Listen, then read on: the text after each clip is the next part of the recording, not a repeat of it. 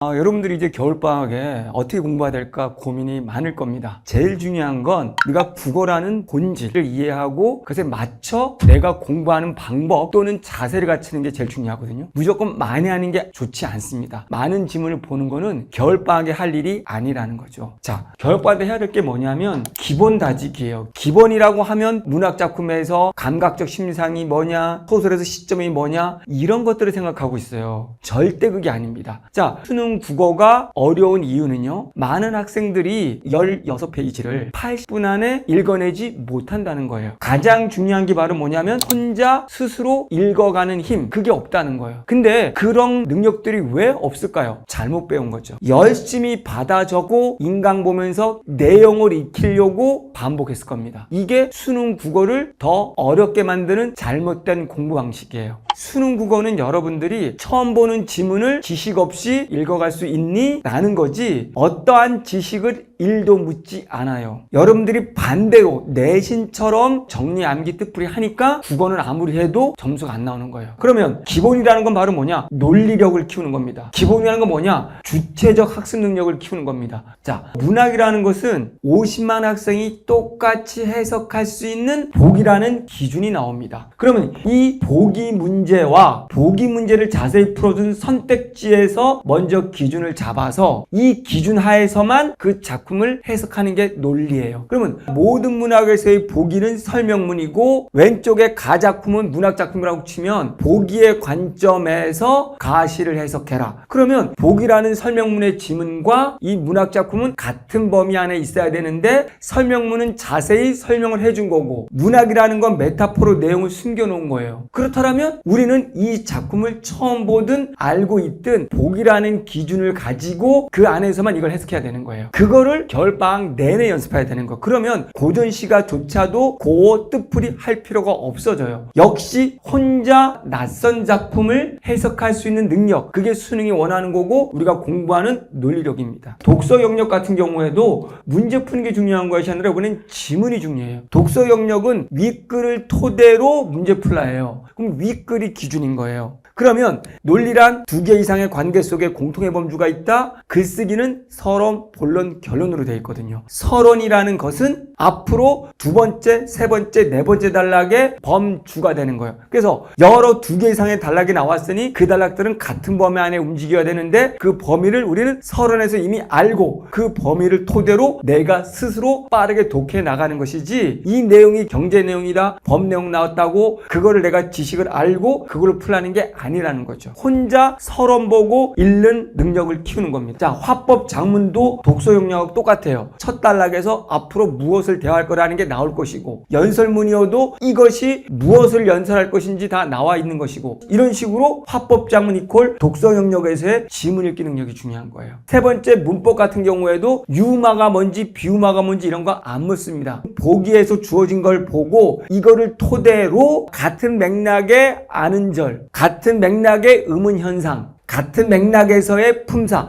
이런 걸 논리적으로 묻는 거예요. 보기에서 설명이 되어 있으면 설명에 맞는 사례를 찾아보는 거예요.